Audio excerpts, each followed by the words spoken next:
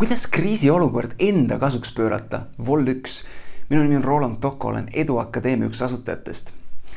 Kui vaadata sõna kriis ja selle hiinakeelset väljendust, siis see koosneb kahest hieroglüfist. Üks on oht ja teine on võimalus. Küsimus on selles, et millele keskendud sina? Üks asi, mida ma näen, on see, et väga-väga paljud inimesed täna keskenduvad sellele, et kuidas kõik halvasti on, mis on see oht ja nii edasi, mis kõik juhtuda võib.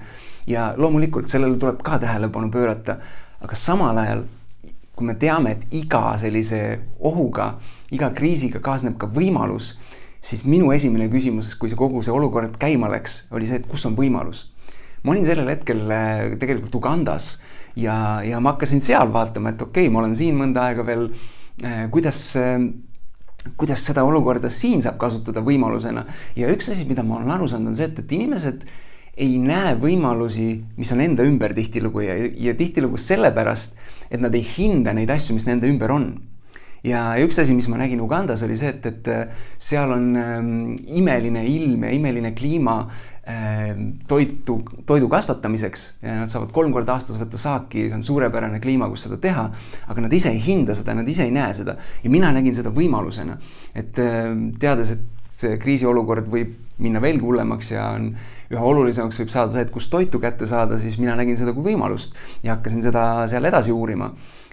Ja jällegi, kui vaadata nüüd tagasi Eestisse, siis tõenäosus on, et ka sinu ümber täna on neid võimalusi, aga sa ei pruugi neid lihtsalt märgata. Ja oluline selleks ongi, et hakata neid nägema, on suunata fookus sellele. Sest kui ma tulin tagasi Eestisse, oli minu küsimus täpselt sama, mis on see võimalus? Ja üks asi, mis ma nägin, oli see, et me oleme aastate jooksul Eduakadeemiaga jaganud igasuguseid teadmisi erinevates eluvaldkondades ja ma sain aru sellest, et täna on need teadmised veelgi olulisemad kui kunagi varem. Ja paljud asjad, mida ma olen aastaid jaganud, on täna nii tervise kui toitumise, kui siis finantside ja kõige muu osas muutunud väga-väga palju aktuaalsemaks ja inimestel on justkui rohkem neid täna vaja. Ja ma sain aru, et minu roll, minu ülesanne, meie Eduakadeemiaga, meie roll, me oleme see, et inimestele anda võimalikult palju juhiseid, teadmisi, nõuandeid, kuidas kogu sellest asjast läbi saada.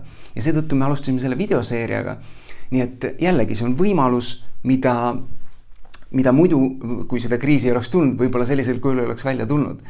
Nii et vaata sina seda, et mis on see võimalus sinu jaoks. Võib-olla on see võimalus õppida midagi uut, omandada mõni uus teadmine, teha midagi sellist, mida sa varem ei ole teinud ja läbi sellest kriisist võitjana välja saada. Aga põhiline on see, millele sa keskendud, millele sa suunad oma fookust. Kas sellele, mis on oht, hirm või sellele, mis on see võimalus ja panna usk sellesse. Ja usu mind, kui sa suunad oma fookuse sellele, et näha neid võimalusi, siis ühel hetkel sa hakkad neid nägema. Kui see on keegi, kes peaks seda videot nägema, siis jaga seda temale ja näeme juba järgmistes videodes. Tšau!